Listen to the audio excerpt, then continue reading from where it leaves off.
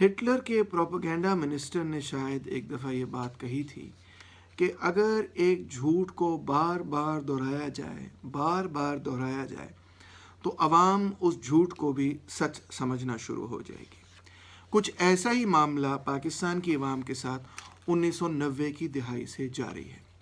ہمیں ایک ہی منترا بار بار سنایا جاتا ہے، چاہے بڑے بڑے معیشت دان ہوں، سیاست دان ہوں، بیوروکریٹس ہوں، وہ سب ہمیں معیشت کے حوالے سے ایک ہی سبق پڑھانے کی کوشش کر رہے ہیں، اور وہ سبق یہ ہے کہ پبلک سیکٹر مکمل طور پہ فلاپ ہو چکا ہے۔ بھٹو کی نیشنلائزیشن کے نتیجے میں اکانومی کا ستیہ ناش ہو گیا، اور اب اگر ہم نے اکنامک ڈیولپمنٹ کرنی ہے تو اس کا صرف اور صرف ایک ہی طریقہ ہے، اور وہ طریقہ یہ ہے کہ ہم نجکاری کر دیں، پبلک سیکٹر کی مکمل نجکاری کر دیں، ہم سرمایہ داری کو فروغ دیں، ہم بین الاقوامی سرمایہ کو پاکستان کے اندر بلائیں اور ان سے سرمایہ کاری کروائیں۔ ہمیں اگر اس مقصد کے لیے انٹرنیشنل مانیٹری فنڈ سے قرضہ بھی لینا پڑتا ہے تو ہمیں یہ قرضے لینے چاہیے، اور ہمیں اپنی معیشت کو ڈی ریگولیٹ کر دینا چاہیے، ہمیں اپنی معیشت کو لبرلائز کر دینا چاہیے، ہمیں اپنی معیشت کو پرائیویٹائز کر دینا چاہیے۔ جب فری مارکیٹ اکانومی قائم ہوگی تو پھر ہی پاکستان ترقی کرے گا۔ اس تمام منترے کے ٹوٹلی اپوزٹ نتائج پچھلے 3 دہائیوں سے نکل رہے ہیں، مگر مجال ہے کہ یہ منترا ٹس سے مس ہوا ہو۔ پچھلے ہفتے میں نے ایک لیکچر کیا جس میں نے آپ کو بتایا کہ کس طرح حکومت پاکستان نے 1993 کے اندر انٹرنیشنل پاور پروڈیوسرز کے ساتھ اگریمنٹ کیے، اور وہ اگریمنٹ میں جو انہوں نے بجلی پرچیز کرنی تھی، نہ تو صرف وہ مہنگی تھی بلکہ اس کی قیمت ڈالروں سے جڑی ہوئی تھی، اور جب پاکستان کی قیمت ڈالروں کی بنسبت گری تو ہمارا جو بل تھا وہ آسمان کو چھو گیا، جس کے نتیجے میں پورے کے پورے پاکستان کی بجلی جو ہے وہ ہر جگہ ہر شہر کے اندر بند کر دی گئی، اور جب وہ بند ہوئی تو معیشت کو لاتعداد نقصان ہوا اور ہم اس سے ریکور نہیں کر پائے۔ یہ ساری کہانی میں نے آپ کو انگریزی کے ایک لیکچر میں سنائی۔ آج میں آپ کو اسی قسم کی ایک اور کہانی سنانا چاہتا ہوں، مگر اس کا تعلق انرجی سیکٹر سے نہیں ہے، اس کا تعلق ہے مائننگ سیکٹر سے۔ پچھلے سال جولائی کے اندر آپ نے خبر سنی ہوگی کہ انٹرنیشنل مانیٹری فنڈ نے پاکستان کو $6 بلین کا قرضہ دیا ہے تاکہ ہم اپنی معیشت چلا سکیں، جو بین الاقوامی ہم نے پیسے وغیرہ ادا کرنے ہیں وہ ہم ادا کر سکیں، جو ہم نے تیل کے ذخائر خریدنے ہیں وہ ہم خرید سکیں تاکہ پاکستان کے اندر بجلی جو ہے وہ چلتی رہ سکے وغیرہ وغیرہ۔ اس کے ٹھیک 11 دن بعد آپ نے ایک اور خبر بھی سنی ہوگی، اور وہ یہ ہے کہ international centre for settlement of investment disputes, جو کہ ورلڈ بینک کا ایک ادارہ ہے، اس نے پاکستان پہ $6 بلین کا ہی ایک جرمانہ عائد کر دیا ہے۔ یعنی IMF کی طرف سے $6 بلین قرضے کی شکل میں آ رہے ہیں، اور یہاں سے $6 بلین جو ہے وہ جرمانے کی شکل میں جا رہے ہیں۔ یہ کون سا کیس تھا؟ اس کیس کا نام ہے ریکوڈیک کیس۔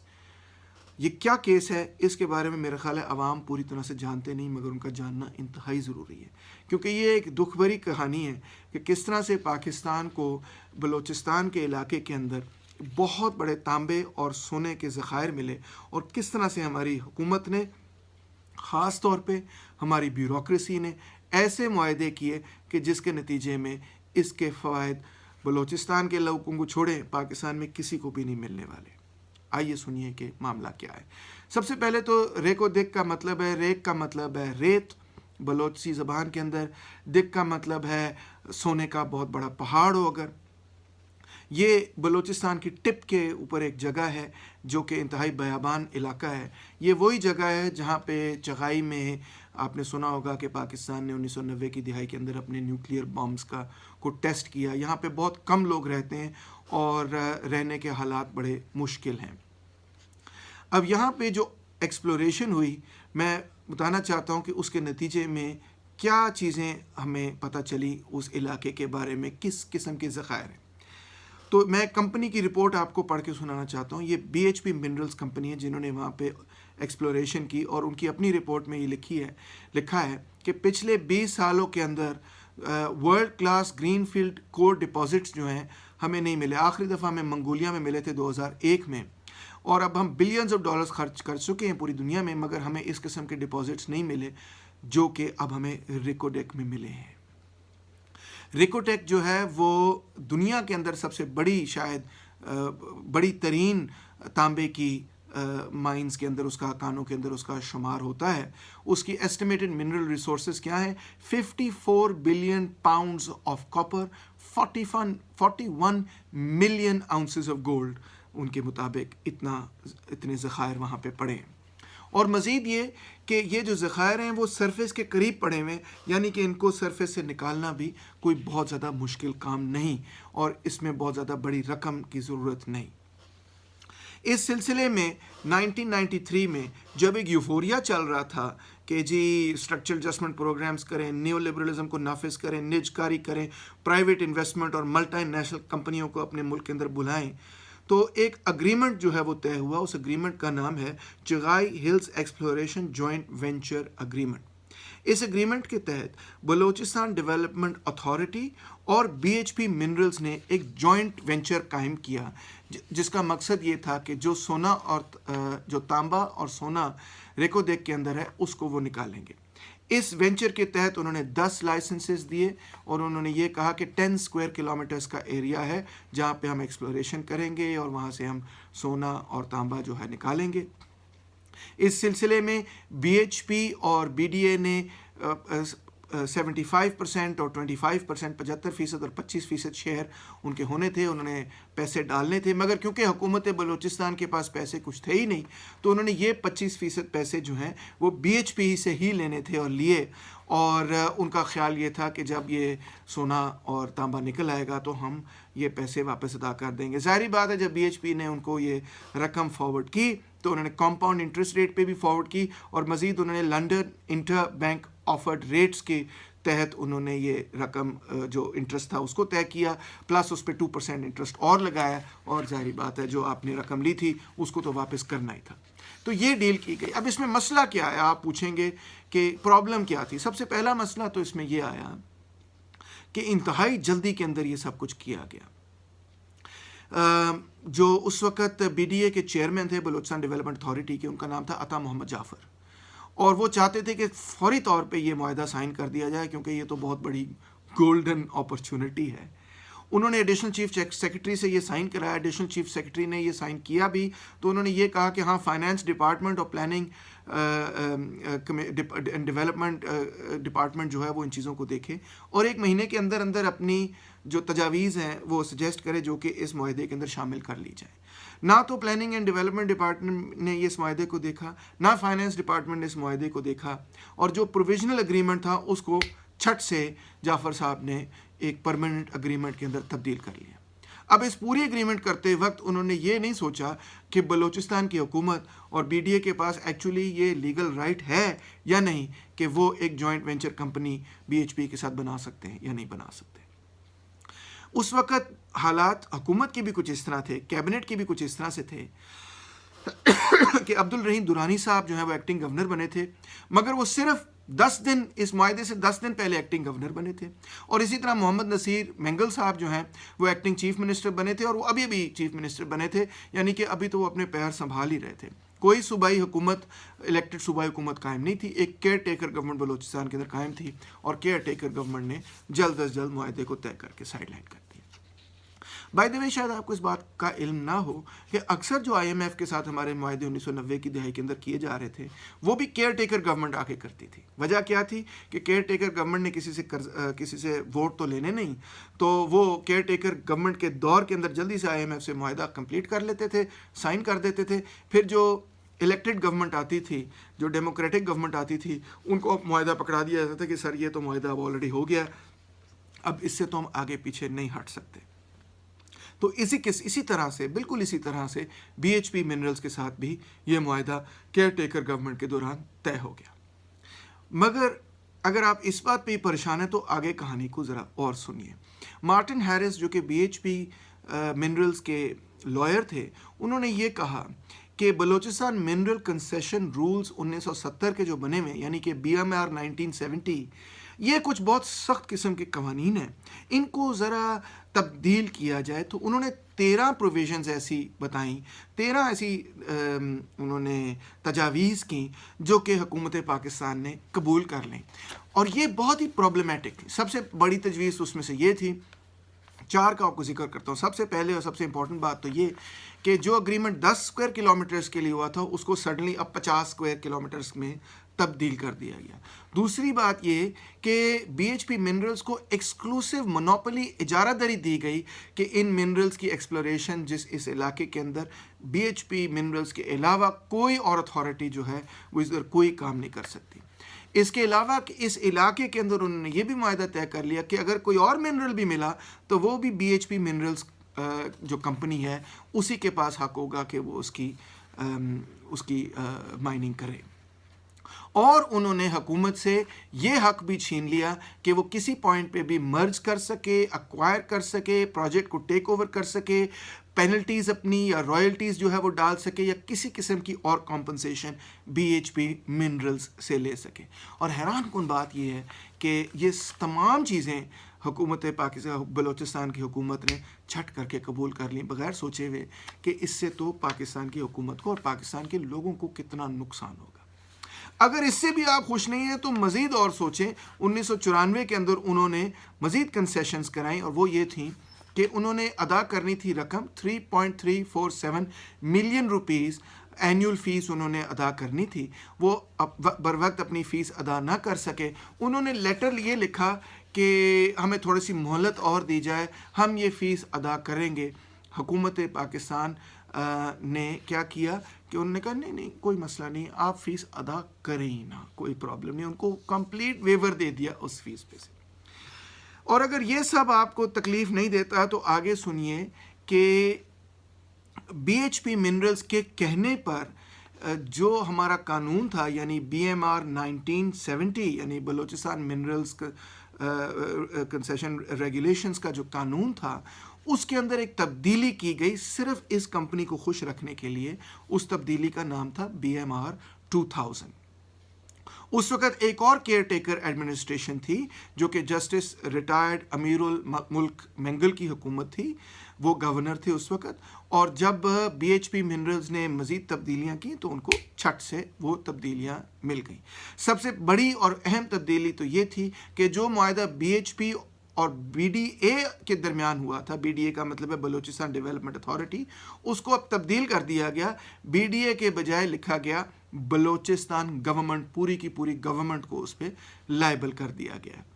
پھر مزید یہ کہ جو بی ایچ پی منرلز ہے اس نئے لاء کے تحت, اگریمنٹ کے تحت, انہوں نے بی ایچ پی منرلز کو یہ اجازت دے دی کہ اگر وہ چاہیں تو کسی اور کمپنی کو لا سکتے ہیں اس منرل ایکسپلوریشن کے لیے.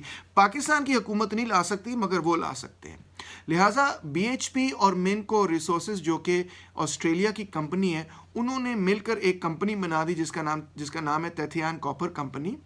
اور تیتھیان کاپر کمپنی کو مزید ایک چلین بیسڈ کمپنی نے خرید لیا, چلین اور کینیڈین بیسڈ کمپنی نے, جس کا نام ہے اینٹوفیگاسٹا, اور بیرک گولڈ جو کینیڈا کے اندر ہے. انہوں نے اٹاکاما ایک اپنی کمپنی بنا لی جو کہ یو کے اندر رجسٹرڈ ہے, اور انہوں نے اٹاکاما نے ٹوٹلی ٹی سی سی کو خرید لیا, یعنی کہ تیتھیان کاپر کو خرید لیا. یعنی جن لوگوں سے ہم نے اوریجنل معاہدہ کیا وہ تو صورتحال سے نکل ہی گئے, اور اب ہم اس معاہدے کو انہوں نے اپنی کمپنی کو اس معاہدے کے ساتھ انہوں نے کسی اور کمپنی کو بیچ کے بلینز کما لیا, اور اب ہم ایک نئی کمپنی کے ساتھ ڈیل کر رہے ہیں. اور یہ سب کچھ حکومت پاکستان کی منظوری سے نہیں, پیٹ سے ہو گیا.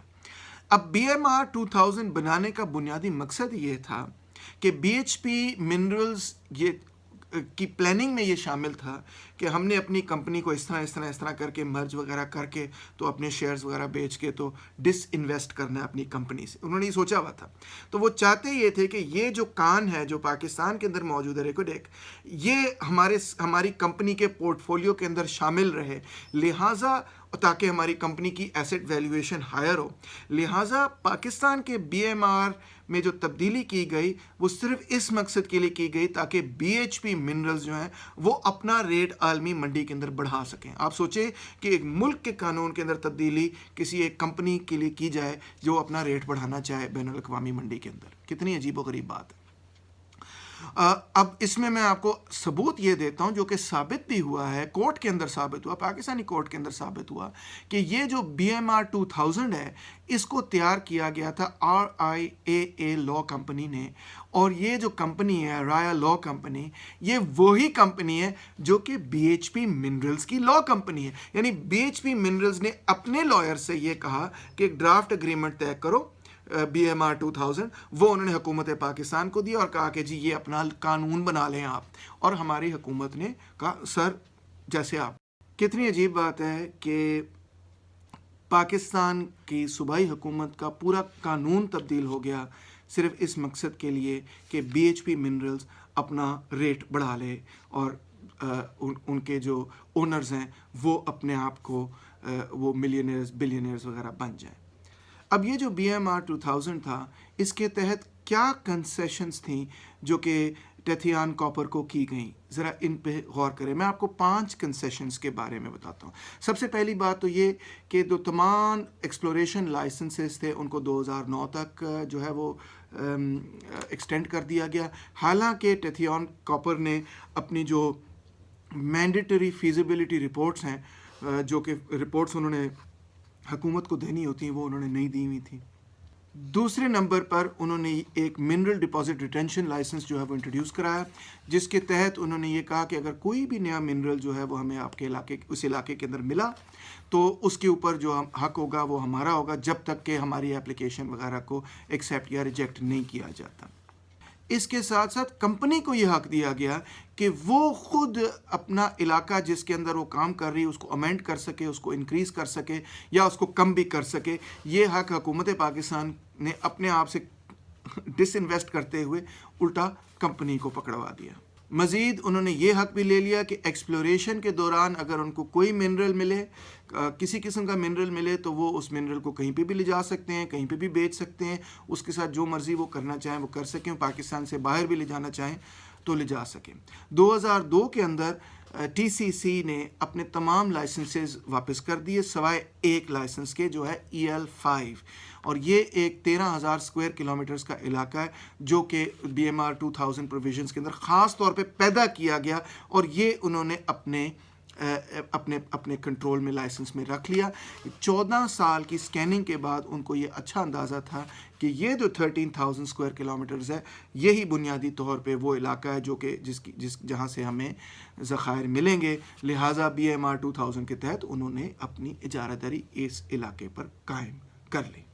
اب 2007 کے اندر TCC نے بڑا اگریسو لابنگ شروع کی پاکستان کی حکومت اور بیوروکریسی کے ساتھ. انہوں نے ایک ڈرافٹ اگریمنٹ طے کیا اور انہوں نے یہ کہا کہ اس ڈرافٹ اگریمنٹ کو جو ہے جلد از جلد حکومت پاکستان سائن کرے. اس ڈرافٹ اگریمنٹ میں 2 بہت بڑے پرابلمس تھے، کئی پرابلمس تھے مگر 2 بہت ہی بڑے پرابلمس تھے. ایک تو سب سے بڑا پرابلم یہ تھا کہ وہ پاکستانی حکومت کو صرف 2% رائلٹیز دے رہے تھے، 98% ان کے پاس، 2% رائلٹیز پاکستان کے پاس، حالانکہ بین الاقوامی طور پہ جو اگریڈ رائلٹیز ہیں وہ 6% ہوتی ہیں. تو ایک تو وہ پاکستان کو پوری رائلٹیز نہیں دینے کے لیے تیار نہیں تھے. دوسری اس سے بھی زیادہ اہم بات یہ تھی کہ انہوں نے یہ کہا کہ وہ جو خام پتھر وغیرہ وہ اٹھائیں گے جس کے اندر سونا اور تانبا وغیرہ جڑا ہوتا ہے، جس کو ایک پروسیس کے ذریعے سیپریٹ کرنا پڑتا ہے، ایکسٹریکٹ کرنا پڑتا ہے، انہوں نے یہ کہا کہ ان پتھروں کو ہم ریکودیک سے ایک پائپ لائن کے ذریعے، ایک واٹر پائپ لائن کے ذریعے گوادر تک بھیجیں گے، اور گوادر سے ہم اٹھا کے ان کو چلی لے کے جائیں گے، اور جو ان کی پروسیسنگ ہے وہ چلے کے اندر ہوگی، جو کہ آپ جانتے ہیں لیٹن امریکہ کے اندر ایک ملک ہے. کتنا انسین قسم کا پروپوزل ہے. اور وہ پانی کہاں سے آئے گا؟ آپ کو ریکوڈیک تو بہت ہی یعنی کہ وہاں تو پانی ہوتا ہی نہیں ہے، تو وہ پانی کہاں سے آئے گا کہ جس کے ذریعے آپ یہ سارا ملبہ جو ہے وہ اتنے 100 کلومیٹر جو ہے پوری بلوچستان سے نیچے گوادر تک لے کے آئیں گے. انہوں نے کہا کہ جی ہم اس کے لیے یہاں پہ اس علاقے کے اندر ویلز کھود دیں گے، جو کہ وہاں کے علاقے کی راکی سرفیس میں وہ ویل کھودنا اس گہرائی پہ کہ آپ کو واٹر ٹیبل تک آپ پہنچیں، وہاں سے آپ پانی نکالیں، پھر اس پانی کو آپ اس مقصد کے لیے استعمال نہ کریں کہ وہاں پہ لوگ کھیتی باڑی کر سکیں یا وہاں پہ لوگ جو ہے صاف پانی پی سکیں، بلکہ اس مقصد کے لیے استعمال کریں کہ وہ پتھر اور خام پتھر وغیرہ جو ہے وہ اس پائپ لائن کے اندر ڈالیں گے، اس کو پانی سے آپ گوادر تک واش کریں گے، وہ سارا پانی سمندر میں جائے گا، پتھر آپ اپنے پاس رکھیں گے، پھر وہ پتھر آپ چیلے میں لے کے جا کے وہاں پہ ان کو پروسیس کریں گے، بجائے اس کے کہ یہاں پاکستان کے اندر ریکو ڈیک کے علاقے کے اندر آپ کوئی پلانٹ لگاتے، ساتھ کو ہسپتال لگاتے، ساتھ کو اسکول لگاتے، کو وہاں کے 2-4 لوگوں کو بھی روزگار دیتے، کچھ ہمیں بھی اس کی ٹیکنالوجی کی سمجھ آتی، کچھ ہم بھی شاید اپنا پلانٹ اس میں سے بنا لیتے. نو، سارا کچھ جو ہے وہ چیلے کے اندر ہوگا اور یہ پائپ لائن سے یہ کام کیا جائے گا. تو یہ کیسا عجیب، آپ خود اندازہ کریں کہ یہ کیسا عجیب و غریب قسم کا پروپوزل تھا، کبھی یہ امپلیمنٹ ہو ہی نہیں سکتا تھا. یہ ان کی اور اگر ہو بھی جائے امپلیمنٹ تو اس میں پاکستان کو کیا فائدہ؟ جب وہ ساری پروسیسنگ چلے میں ہونی تھی تو پاکستانیوں کو کیا پتہ چلنا تھا کہ وہاں سے جی کتنے فیصد جو ہے سونا نکلا، کتنے فیصد جو ہے تانبا نکلا ہے. وہاں پہ وہ جو مرضی جس طرح مرضی اس کو بیچ بوچ دیں اور آپ کو اس میں سے چند ٹکے پہنچا دیں، تو آپ کو تو آپ کے پاس کوئی طریقہ ہی نہیں ہوگا کہ آپ اس پروسیس کو چیک کر سکیں. یہ ہے جناب عالی BMR 2000 کا پورا جو رزلٹ تھا، اور یہ وہ اگریمنٹ تھی جو TCC کمپنی ہم سے سائن کروانا چاہ رہی تھی. تو اس سلسلے میں کیا ہوا؟ اس سلسلے میں یہ ہوا کہ نواب اسلم رحسانی جب چیف منسٹر تھے تو انہوں نے بیسکلی یہ پوری اگریمنٹ 2009 کے اندر، دسمبر 24 2009 کے اندر انہوں نے نل اینڈ وائڈ ڈکلیئر کر دی. انہوں نے کہا نہیں، یہ TCC کے ساتھ اگریمنٹ جو ہے اس کو ہم نہیں قبول کرتے. اس کے بعد ڈاکٹر مالک یعنی نیشنل پارٹی کی حکومت آئی، وہ ایک کولیشن گورنمنٹ تھی، وہ چیف منسٹر تھے. انہوں نے بھی 2 سال انتظار کر، پہلے وہ گئے، انہوں نے جا کے TCC کے ساتھ مذاکرات وغیرہ کی یونائٹڈ کنگڈم کے اندر، ایسے لگ رہا تھا جیسے آؤٹ آف کورٹ سیٹلمنٹ شاید کوئی ہو جائے وغیرہ وغیرہ. مگر انہوں نے پھر یہ کہا کہ جی ہم دوبارہ سے 14-15 سالوں کی ایکسپلوریشن کے بعد انہوں نے کہا جی ہم دوبارہ سے اب نئی بڈس جو ہیں وہ انوائٹ کریں گے. مگر اس اناؤنسمنٹ سے میں 2 سال گزر گئے. 2 سال گزرنے کی کیا وجہ تھی کہ TCC نے حکومت بلوچستان کو بلاک کیا ہوا تھا لیگل پروسیجرز کے اندر. انہوں نے یہ کہا تھا کہ حکومت بلوچستان کے ساتھ جو ہمارا معاہدہ ہے اس کے تحت ہمارے پاس مونوپلی ہے اس علاقے کے اندر، کوئی چائنیز کمپنی، کوئی اور کمپنی یہاں پہ آ کے آپریٹ نہیں کر سکتی. ایک اور چائنیز کمپنی تھی MCC، اس کو بڑی دلچسپی تھی، وہ اکراس دا بارڈر افغانستان میں آلریڈی کچھ کام وغیرہ کر رہے تھے، ان کو دلچسپی تھی، مگر TCC نے ان کو لیگلی بلاک کیا. تو 2 سال وہ چیز بلاک رہی، کوئی وہ ایسٹس فری اپ ہی نہیں ہوئے، کچھ ہو ہی نہیں سکا. مین وائل پبلک نے بھی کچھ اس پہ جو ہے نا پٹیشنز وغیرہ کرنی شروع کی. مولانا عبدالحق بلوچ نے پہلے پٹیشن کیا بلوچستان ہائی کورٹ کو، بلوچستان ہائی کورٹ نے پلی کو ڈسمس کر دیا. انہوں نے سپریم کورٹ کو اپیل کیا. اسی طرح 2009-2011 کے اندر سپریم کورٹ کے اندر اور اپیلز گئیں. 2011 اور 12 کے اندر سپریم کورٹ نے یہ کیس سنا، اور پھر چودھری افتخار محمد چودھری صاحب نے، جو اس وقت چیف جسٹس تھے، انہوں نے 150 پیجز کا ایک ڈاکیومنٹ تیار کیا جس میں انہوں نے یہ کہا کہ یہ جو اگریمنٹ ہے یہ اللیگل ہے، یہ وائڈ ہے، یہ نان بائنڈنگ ہے، کیونکہ اول تو یہ منرل ڈیولپمنٹ ایکٹ 1948 کو وائلیٹ کرتا ہے، دوسرا جو مائننگ کنسیشن رولز ہیں 1970 کے ان کو وائلیٹ کرتا ہے، تیسرا جو کانٹریکٹ ایکٹ ہے 1872 کا اس کو وائلیٹ کرتا ہے، اور بھی بہت سارے لاز اس میں وائلیٹ ہوئے ہیں. تو یہ تو بالکل لیگل پروسیجر فالو ہی نہیں کیا گیا اور پاکستان کے قانون کو سے ماورا ایک فیصلہ کیا گیا، لہٰذا اس کو قبول نہیں کیا جا سکتا. تو اور یہ بھی انہوں نے کہا اس کے اندر کہ یہ جو چینج کر دیا گیا کہ جو اگریمنٹ BDA اور BHP کے درمیان ہوا تھا اس کو چینج کر کے آپ نے بلوچستان گورنمنٹ اور BHP کے درمیان اگریمنٹ کر لیا، یہ کیسے ممکن ہے؟ اور پھر مزید یہ کہ آپ نے یہ کیسے کر لیا کہ جو اگریمنٹ BHP کے ساتھ ہوا تھا وہ اب TCC کے ساتھ اگریمنٹ میں تبدیل ہو گیا. یہ سب کچھ نل اینڈ وائڈ ہے. اسی طرح رضا کاظم نے بھی اس کو پٹیشن وغیرہ کیا. بہرحال 2013 کے اندر سپریم کورٹ نے اپنا ورڈکٹ دے دیا کہ یہ اگریمنٹ جو ہے وہ لیگل ہے ہی نہیں. TCC نے کیا کیا؟ TCC نے ہمارے خلاف ورلڈ بینک کے اندر کیس کر دیا، اور اس کیس کے اندر انہوں نے یہ کہا کہ $16 بلین حکومت بلوچستان ہمیں ادا کرے، کیونکہ ان کی وجہ سے ہم نے مائننگ نہیں کی. اگر ہم مائننگ کرتے تو اس وقت ہم کم سے کم $16 بلین کما چکے ہوتے، لہٰذا پاکستان کی حکومت ہمیں $16 بلین دے. پاکستان کی جو لیگل ٹیم تھی اس نے اپنا ڈیفینس وغیرہ کیا، مگر وہ کیس ہار گئے. کیس ہارنے کے بعد ورلڈ بینک کے کورٹ نے یہ فیصلہ کیا کہ پاکستان $6 بلین جو ہے وہ ادا کرے گا TCC کو. اور عجیب و غریب بات یہ کہ وہ وکیلوں نے ایسے پریزنٹ کیا، دیکھیں جی ہم نے تو پاکستان کے $10 بلین بچا لیے، ہم تو 16 بلین مانگ رہے تھے، ہم نے تو صرف 6 بلین پہ کیا. مگر حقیقت یہ ہے کہ پاکستان کی not afford to pay $6 billion. ہم اگر $6 بلین پے کر سکتے تو ہمیں کیا ضرورت تھی کہ ہم IMF سے جا کے $6 بلین کے مقروض ہوں مزید. تو اب صورتحال یہ ہے جناب کہ سپتمبر کے اندر عمران خان صاحب جب امریکہ گئے تو وہاں پہ ان کی میٹنگ ہوئی TCC کے چیئرمین کے ساتھ، ٹیتھیان کاپر کارپوریشن کے چیئرمین کے ساتھ، اور انہوں نے بعد میں آ کے یہ بیان دیا کہ company is interested to resume working on the project. Company چاہتی ہے کہ دوبارہ سے پروجیکٹ جو ہے اس کو کھولے، اور ہمارے ان سے مذاکرات چل رہے ہیں اور ہم TCC کو دوبارہ دعوت دیتے ہیں کہ وہ آئیں اور یہ ایکسپلوریشن شروع کریں. اب آپ خود اندازہ کریں کہ یہ معاملہ جو ہے وہ کب سے چل رہا ہے اور آج کیا تاریخ ہے. یہ 1993 سے چل رہا ہے اور آج آپ کو پتہ ہے 2020 ہے، یعنی کہ اس معاملے کو کم سے کم 27 سال ہو گئے ہیں. اور اس کے اندر پاکستان کی حکومت کو اس وقت فائدہ کیا، صرف نقصان اور نقصان اور نقصان ہی ہوا. حالانکہ میٹافورکلی نہیں، literally we are sitting on a gold mine, مگر ہم اس کو استعمال نہیں کر سکے. استعمال نہ کرنے کی بنیادی وجہ یہ ہے کہ ہم نے جو ماڈل آف ڈیولپمنٹ بنایا ہے، جس میں ہم یہ سمجھتے ہیں کہ بین الاقوامی سرمایہ جو ہے وہ اپنے مفادات نہیں، مگر وہ پاکستان کی بڑھوتی کے لیے اس کے ساتھ کوئی ہم جوائنٹ پارٹنرشپ کر کے شاید پاکستان کو آگے لے جانے میں کامیاب ہوں. یہ ایک انتہائی فلاڈ ماڈل ہے، نیو لبرل قسم کا، ڈیپینڈنٹ ڈیولپمنٹ قسم کا ماڈل ہے. اور اس کے تحت جو ایکچوئل ریئلٹی اور جو ڈیٹا اور جو ایکچوئل فیکٹس ہیں وہ ہمیں یہ بتا رہے ہیں کہ یہ ملٹی نیشنل کارپوریشنز جو ہیں ان کا ایک پریڈیٹری کردار ہے. وہ ملکوں کے اندر جاتے ہیں ان کے ذخائر کو ایکسپلائٹ کرنے کے لیے، ان کے لیبر کو ایکسپلائٹ کرنے کے لیے، اور حکومتوں کو انتہائی محتاط ہو کے ان سے ڈیل کرنا چاہیے. کیونکہ اگر آپ اس قسم کے معاہدے کرنے شروع کر دیں، ان کی باتوں میں آ جائیں، ان کی ٹرمز اینڈ کنڈیشنز کو قبول کر لیں، تو آپ کو اس کے اندر سے دمڑی بھی نہیں ملے گی، اور وہ ساری کی ساری کان جو ہے انہی کی ہو جائے گی. اب کیونکہ $6 بلین کے ہمیں ڈیمیجز جو ہیں وہ ادا کرنے، یا تو ہم وہ ڈیمیجز ادا کریں، یا پھر آلٹرنیٹو یہ ہے کہ ہم TCC کو آ کے کہیں کہ ٹھیک ہے جی، کان جو ہے وہ آپ ہی کی ہے، یہ مائن جو ہے وہ آپ ہی کی ہے. اس وقت سچویشن یہی ہے کہ ہم اتنے دیوالیاں ہیں کہ ہم $6 بلین ادا تو کر نہیں سکتے، سوال ہی پیدا نہیں ہوتا. ہم تو کشکول لے کے IMF سے بھی $6 بلین لے کے آئے ہیں، ادا کس کو کریں گے؟ تو پھر ہمارے پاس چوائس ہی کوئی نہیں ہے.